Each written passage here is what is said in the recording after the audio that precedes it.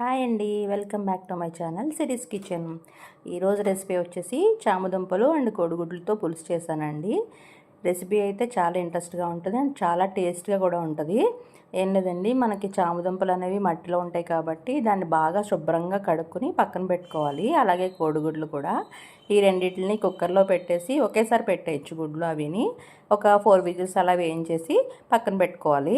తర్వాత మనం మసాలా గ్రేవీ కోసం ఒక ప్యాన్ పెట్టుకుని దాంట్లో ఆయిల్ వేసుకుని అల్లం ముక్కలు అలాగే 3 ఉల్లిపాయలు అయితే తీసుకున్నానండి. 3 ఉల్లిపాయలను సన్నగా చీరికలుగా చేసి దాన్ని కూడా వేసేసి ఉల్లిపాయలు వేగుతున్నప్పుడే 4 వెల్లుల్లి రెబ్బలు కూడా వేసి మూత పెట్టేసి బాగా ఫ్రై అవనివ్వాలన్నమాట. ఫ్రై అయిన తర్వాత ఒక పండిన టమాటా తీసుకుని దాన్ని కూడా ముక్కలుగా చేసుకుని ఈ ఫ్రై అయిన ఆనియన్లో వేసేసి టమాటా మగ్గిన తర్వాత దాన్ని మనం మిక్సీలో పేస్ట్ చేసుకోవాలి. ఈలోపు మనం ఉడికిన చామదుంపలు కోడిగుడ్లని తొక్కు తీసేసి గుడ్డుల్ని కొంచెం ఆయిల్ వేసుకొని ఉప్పు పసుపు వేసేసి ఇలా ఫ్రై చేసుకుని పక్కన ఉంచుకోవాలి.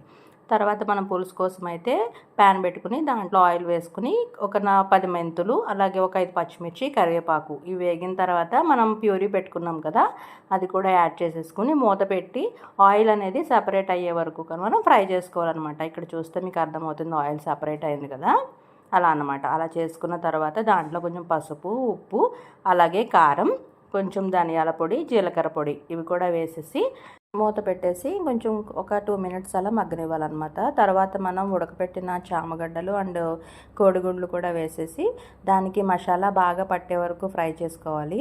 ఫ్రై చేసిన తర్వాత ఒక పెద్ద నిమ్మ సైజు ఉన్నంత చింతపండు తీసుకుని దాని నుంచి చిక్కగా గుజ్జు తీసుకుని అది కూడా మనం ఇది మసాలా పట్టిన అది ఉంది కదండి కోడిగుడ్లు చామదుంపలు దాంట్లో యాడ్ చేసుకుని మీ కన్సిస్టెన్సీకి తగ్గట్టుగా వాటర్ యాడ్ చేసుకుని ఒక 5 మినిట్స్ అలా బాయిల్ చేసుకుని తర్వాత కొత్తిమీర వేసుకుని సర్వ్ చేసుకోవడమే. నా దగ్గర అయితే ప్రజెంట్ కొత్తిమీర లేదు, అందుకు వేయలేదు. కొత్తిమీర వేసుకొని టేస్ట్ అనేది చాలా బాగుంటుంది.